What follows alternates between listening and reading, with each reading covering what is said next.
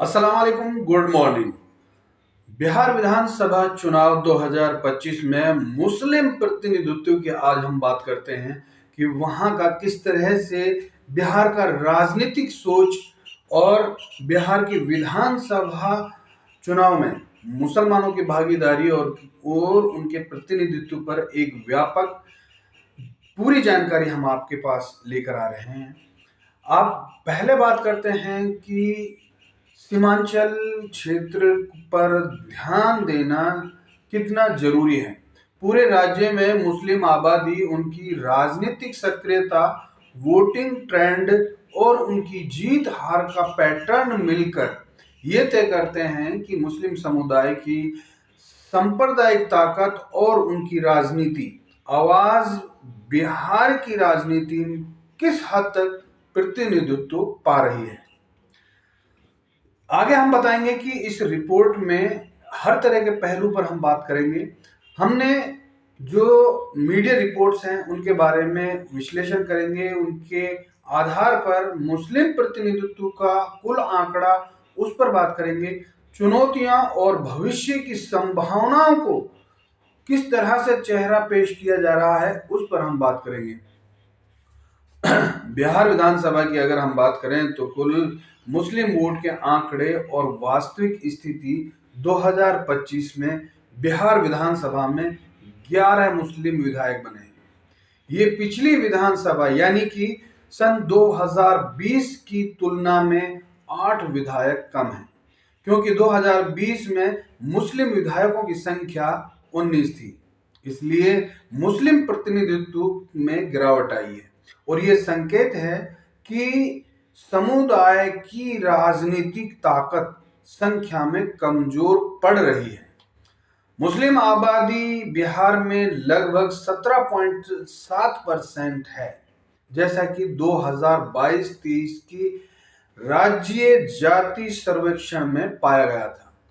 पिछले पदों पर इतिहास देखें तो मुस्लिम विधायक अक्सर विधानसभा में उनकी आबादी के अनुपात के अनुरूप प्रतिनिधित्व नहीं पा रहे हैं।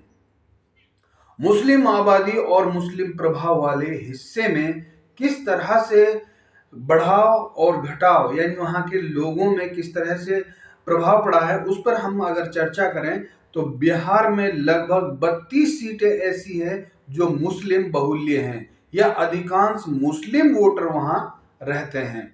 माना जाता है कि इन सीटों पर मतदाता का उत्साह बढ़ रहा था, लेकिन मनी कंट्रोल के मामले अगर हम बात करें तो वहां इन 32 मुस्लिम बहुल्य क्षेत्रों में औसतन मतदान 2025 में 74.5% रहा, जो 2020 के अपेक्षा करीब बात करें वहां पर 2060.2 पर वहां पर वोट परसेंट था, जो बढ़कर इस बार हुआ है। इसका मायने ये रखते हैं कि मुस्लिम आबादी मतदान में अधिक सक्रियता होने के बावजूद उन नुमाइंदों के लिए जीत की संभावनाएं बढ़ जाती हैं। महत्वपूर्ण बात यह हो जाती है कि मुस्लिम बहुल्य सीटों पर मुस्लिम उम्मीदवार जो होते हैं उन्हीं सीटों पर कुछ ऐसे जहां मुस्लिम आबादी तो ज्यादा है लेकिन जीत मुस्लिम कैंडिडेट या अन्य उम्मीदवारों की हुई है। एक एनडीटीवी के बात करें तो वहां पर मुस्लिम बहुल्य क्षेत्र में एनडीए गठबंधन ने मजबूत प्रदर्शन किया है। इंडिया टुडे में विश्लेषण है कि बिहार में कुल 87 विधानसभा क्षेत्र ऐसे हैं जहां मुस्लिम आबादी 20% से ऊपर है और अन्य में 47 सीटें ऐसी हैं जहां मुस्लिम आबादी 15 से 20% के बीच है। इसलिए सिर्फ सीमांचल ही नहीं बल्कि अन्य हिस्सों में मुस्लिम वोटिंग शक्तिशाली है। ये एक शक्ति जीत की बात अगर हम बात कर सकते हैं, वहां के वोटरों से अगर विभाजन ना हो और सही उम्मीदवार होते तो मुस्लिम उम्मीदवार वहां पर जीत रहे होते। पार्टी के अनुसार मुस्लिम उम्मीदवारों की जीत और हार पिछले कई बिंदुओं पर अगर हम बात करें तो बिहार की तस्वीर स्पष्ट हो जाती है। एआईएमआईएम ने सीमांचल में 5 सीटें जीती हैं, जो कि हाट, बहारा, दुर्गंज, कोचाधामन, अमोर और बायसी। ये प्रदर्शन महत्वपूर्ण है क्योंकि एआईएम सीमांचल में अपनी पकड़ बनाए रखने में कामयाब हो रहा है। लेकिन एआईएमएम की अगर हम बात करें तो वोट शेयरिंग वहां की बात करें तो सीमित स्थानों तक है। पूरे बिहार में उनका विस्तार बहुत बड़ा दिखाई देता है। अगर हम एमआईएम की अगर वहां बात करें तो उन्होंने पिछली बार भी 5 सीटें जीती थी और इस बार भी 5 सीटें जीत पाए हैं।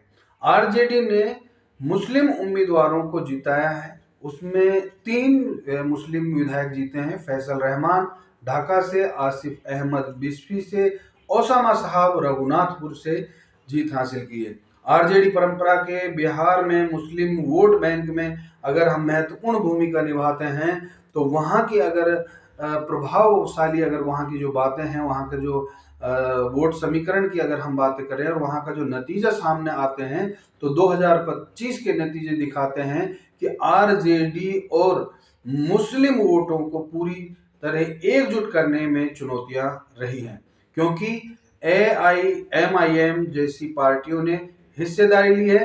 कांग्रेस पार्टी ने 2 मुस्लिम उम्मीदवारों को जीत दिलाई है। अबीदुर रहमान अररिया और कमरुल होदा किशनगंज से चुनाव जीत पाए हैं।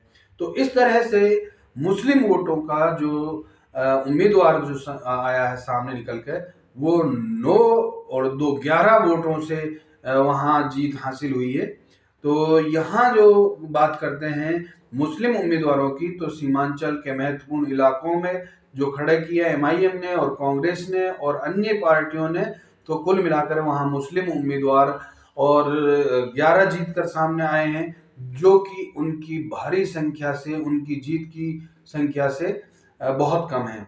जेडीयू एनडीए गठबंधन का जो है वहां 1 मुस्लिम जीता है, जो मोहम्मद जमा खान है, चैनपुर सीट से वो जीते हैं। ये दर्शाता है कि हम यहाँ ये दर्शाना चाहते हैं कि मुस्लिम बहुल्य इलाकों में सक्रिय रही है और कुछ सीटों पर मुस्लिम उम्मीदवारों को मैदान में उतारा और वहां पर वो जीत कर सामने आए, खासकर उन इलाकों में जहां मुस्लिम आबादी महत्वपूर्ण है।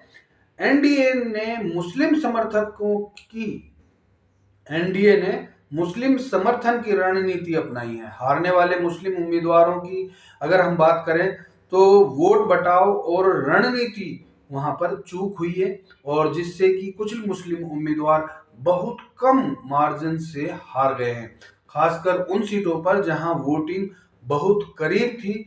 उम्मीदवार और मीडिया रिपोर्ट्स में और जो वहां के सोर्स थे उनके कारण वहां लोगों को माइंडली एक डिवाइडेशन हुआ और वहां जीत का मार्जिन जो हुआ है वो बहुत कम हुआ है।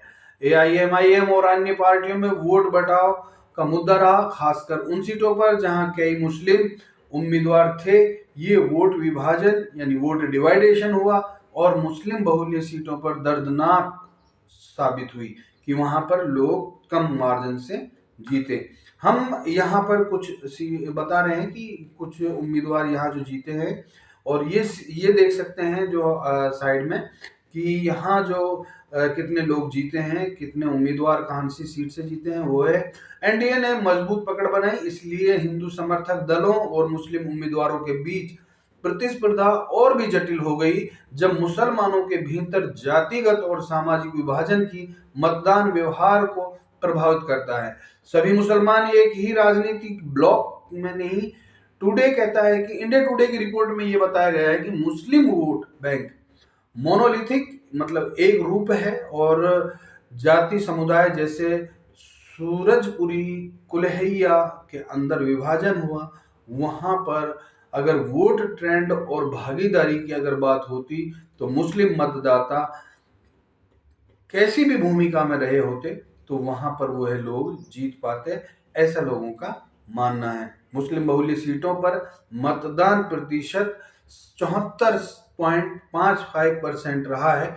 तो ये दर्शाता है कि मुस्लिमों ने भरपूर वोट दिया है, लेकिन आने वाले समय में अब क्या होगा ये देखने की बात है।